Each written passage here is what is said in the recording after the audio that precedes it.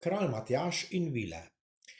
Pred davnimi stoletji je bila štajerska zemlja poraščena z gostimi gozdovi in v njih so živele strašne divje zveri. Takrat je bil pri nas kralj, ki so mu rekli kralj Matjaž. Kmetom ni bilo treba davka plačevati.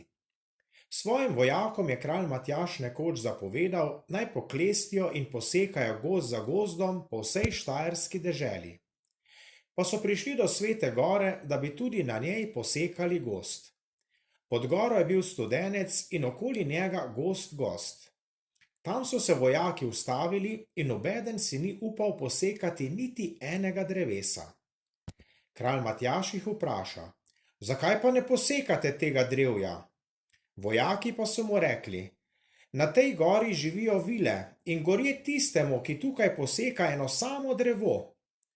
Kralj Matjaž se je temu razbrzdano zasmejal, iztrgal enemu izmed vojakov sekiro in stopil k studencu, pri katerem je rasla lepa tanka jelša. Kralj Matjaž zamahne sekiro po njej. Potem hoče sekiro izdreti, da bi z njo še drugič usekal, a je ni mogel. Zgore pa se je zaslišalo strašno grmenje in nekdo je zakričal, joj tebi, kralj Matjaž! V tistem hipu je zagrnila Sveta gora kralja Matjaža in vse njegove vojake. Ubila jih ni, samo votlina je nastala nad njimi in v njej spijo zdaj vsi, kralj Matjaž in njegovi vojaki. Vsakih 100 let prileti zlata ptica in leta okoli Svete gore. Prav takrat se kralj Matjaž predrami in posluša. Toda okrog njega je vse tiho in zato nazaj zaspi. Kadar bo na svetu najbolj hudo, takrat bo vstal. To pa bo takrat, ko bo Turek premagal ves svet.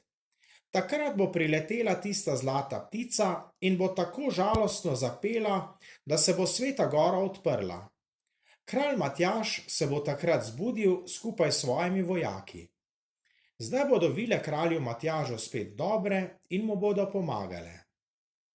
Blizu te gore se bo vnel strašen boj med Turkom in kraljem Matjažem, da se bosta tresla zemlja in nebo.